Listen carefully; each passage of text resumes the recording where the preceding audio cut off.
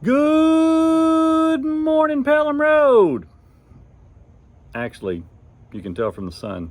Well, you don't know which direction I'm sitting, but the sun is setting here. About to go over my fence. Anyway, that's pretty, isn't it? But so it's not really good morning. It's good evening. But anyway, good morning to you. All right. You know, Google allows us to look up a lot of things. You know, when I even just, I'm watching a movie or something and somebody makes a reference to something that I'm not familiar with, I look it up. I'm learning more now than I ever learned in college. And maybe I'm paying more attention, who knows?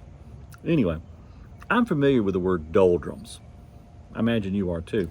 In fact, I don't know that I use it in my vocabulary a lot, but when people use it, when people say, I've got the doldrums, I know exactly how to translate that. That's kind of like the blues, or they're depressed a bit. That's what the doldrums are. Well, I hadn't looked that word up in a long time, and I knew by the context clues that it was depression or the blues. But I wanted to know exactly where it came from. Do you know where it came from? The word doldrums? Doldrums. Well, it does mean exactly what I said, but it actually comes from, as many things do, a real reference. Along the equator, the waters of the ocean get very calm.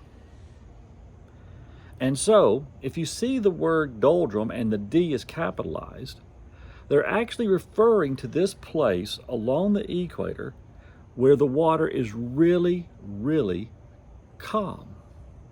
So you have the doldrums.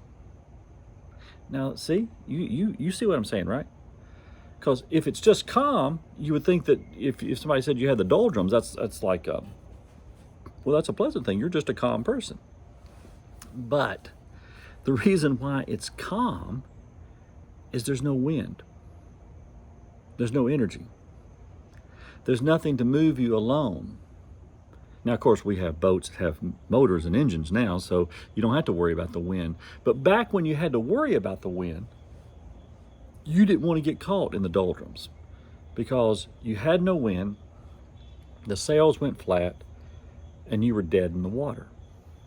And that's where the word sort of comes from, is that you feel like you have no energy. You feel like you're dead in the water. You've got the doldrums. And we all have them. I mean, we're foolish to say that we don't. We all have them. And you may feel like you need some help, and that is all right. There are plenty of people out there to help you with this. And if you need a phone number of somebody who can help you, if you're having some form of depression, please give me a call. I'll give you a number. But when you have the doldrums, where is God? What's going on? Well, sometimes when we get the doldrums, we feel and we think that we're by ourselves. But I found this in the Psalms, Psalm 34:18. The Lord is near the brokenhearted, and he saves the crushed spirit. I'd like to think that what the psalmist is saying about the crushed spirit, the person who has done all they can do, they've worked as hard as they can work, and their spirit has been crushed. I want to think of that person as the person who has the doldrums, who's got the blues. And you know what it says here? That God saves that person. God is with us. God comes to liberate us. We are not by ourselves when we face those days. If you need help, ask for it. There are plenty of people out there to give you help, and it is all right. And I'll be glad to give you a number.